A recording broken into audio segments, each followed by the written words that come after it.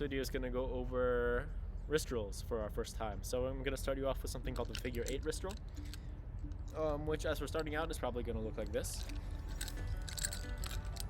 It'll look a little bit different because this band is weighting one nunchuck more than the other, so it looks a little bit polarized right now maybe. It can also look like this, and it can also look like this, depending on how we apply the wrist roll. And that might look daunting right now, but the truth is, right, you have to get there, and if you don't, then you kind of are limited to, right, just passing with the back passes and the shoulder passes and maybe some strikes that you come up with on your own or something that we've done. So once you do this, maybe it looks intimidating right now, everything is going to start to open up, all right? So I'll take you through it step by step and we'll get there. First of all, let me re-label my nunchucks because that kind of flew off. I'm going to be referring to this chuck that I'm wrapping the band around as the green chuck, and the other chuck is the white chuck, all right? So in my left hand, I'm going to be holding the white chuck, and in my right hand I'm going to be holding the green chuck. And that'll make sense in a sec. So before we actually try that full wrist rolling motion, I want to get you used to something else. This is just to get you used to the motion of a roll. Alright, so again, left hand is holding white, right hand is holding green. I'm going to take the green chuck like this here. I'm in a front grip with both, and I'm close to the chain with both grips. Right? First I'm going to take the green chuck, I'm going to throw it over my left wrist, so that the green chuck, right, the free chuck, that one that's dangling, is closer to me than the white chuck, right?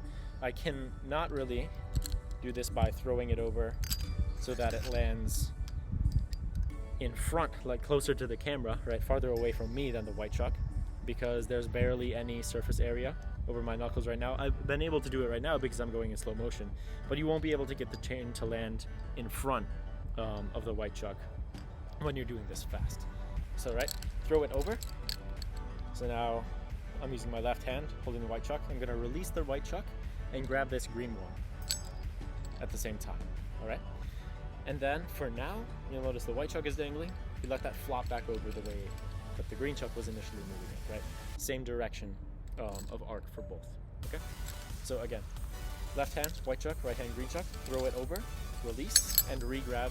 So we grab the green chuck, then let the white chuck flop over. When we do this faster, right, so right now we're just forcing the white chuck to flop over after the fact, but when we throw the green chuck over maybe a little bit faster, once we get a little more comfortable, the white chuck will flop over and continue spinning for a second on its own, right, for the momentum that we gave it.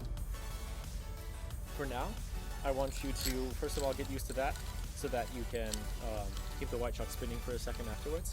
And once you're there, come back here. Now I want you to, as you throw the green chuck over, lift your hand up like this here, slightly above your head. All right?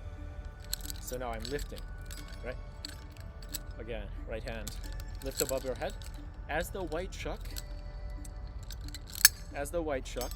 does its first rotation, right? Notice that it comes, so this is same side, this is opposite side, right? In that first rotation, the white chuck, think of which way I'm grabbing it, yeah, okay.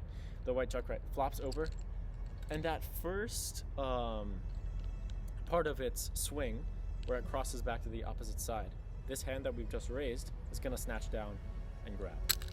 So altogether, maybe slowly first, okay, right? I re-grab the green, the white chuck continues spinning around. That hand that we just lifted, we snatch back down and grab it. All together, it looks like that. All right. I guess I didn't lift my hand much, but I can show you practicing what I'm preaching here. All right. That's the idea.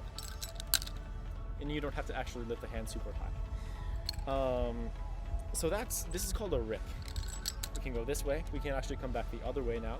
Now that I'm holding the green chuck in my left hand, I can throw that back the way that we came, and do the same thing on the other side. So you can play around with this here. I don't use these a whole lot in performance, but for now, I want you to do them anyway, just to get a feel for the motion of having a chain wrap around your wrist, release, and re-grab, because that is really the essence of what a wrist roll is, okay? So now if we get started on figure 8 wrist roll, first, start off right nice and relaxed. Hold the chuck in your dominant hand. For most of you, that's your right. And start slashing down and down. So we're making a figure 8. or you can think of it as we're making an X in front of our body, such that we're slashing down each time. Now I'm slashing opposite side, same side, opposite, same. One time, as we come down and we slash on the opposite side, I'm going to allow let me get a feel for it first, one sec. Yeah, okay. We're going to allow the green chuck, right, the chuck that we're swinging, so kind of label this in your mind right now as the free chuck or as the green chuck. One time as we cross to the opposite side, I'm going to allow that to wrap around my wrist, again closer to me than the chuck that we're holding, the white chuck. So kind of the same thing here as a ring. Then release and regrab. When we do that faster, so you have to practice this a bit, it's going to start to look like that, right? And the free chuck, the new free chuck, so the white chuck, will spin like this for a second. So again, slash opposite, same, opposite, wrist roll. Okay? Opposite, let it wrap around my wrist, release and regrab. And the momentum will carry this back over. And that is something called the front to back wrist roll, right? We started in a front grip, we ended in the back grip. Okay? So now I'm holding the opposite chuck opposite to the one that I started, right? I'm now holding the green chuck in a back grip, and the nunchucks are trying to spin this way. So I'm going to continue slashing now, even though I'm in a back grip.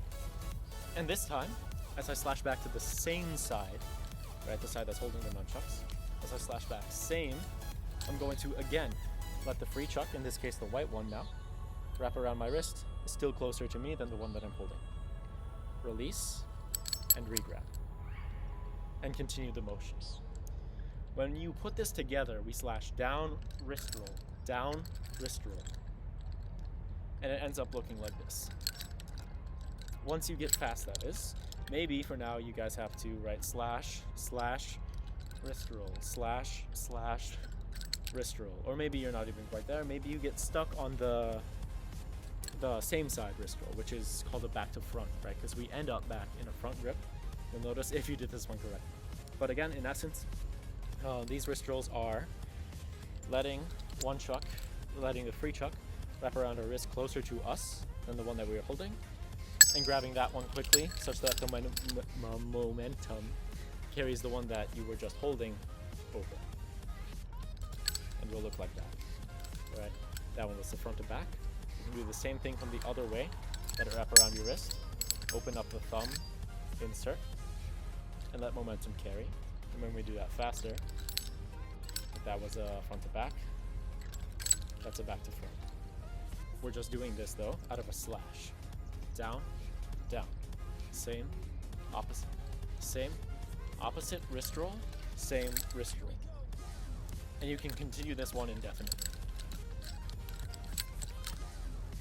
Give that a try. Eventually, if and when you get comfortable, right? Switch to your non-dominant hand, do the same thing. And then try to get these without making these huge slashes first. Maybe shrink it up so it goes a little bit faster, and do the same thing from there. Lastly, you can do these while walking around and changing the plane that you are wrist rolling on, right? So we can also, if you think of an X, we can draw that X off to the side of our body instead and do the same thing, but still with the wrist rolls. And what that looks like if I change the plane of the camera such that I'm facing you again, it ends up looking like this. And you get a much more frontal plane for the axis of rotation of the nunchucks for an audience. I'm going back and revamping this video. There was a different figure 8 wrist rolls video initially, but I have done at the end of this chapter a final wrist rolls kind of synthesis video. Only really get into that one though after you get through the next 3 videos. All right, and that's all for this time. But again, this is the figure 8 wrist roll. You can switch hands, switch to the other side, do the same thing. I'm not doing myself any favors here by weighting one end of the nunchuck to label it, but that's for your convenience. And there you go.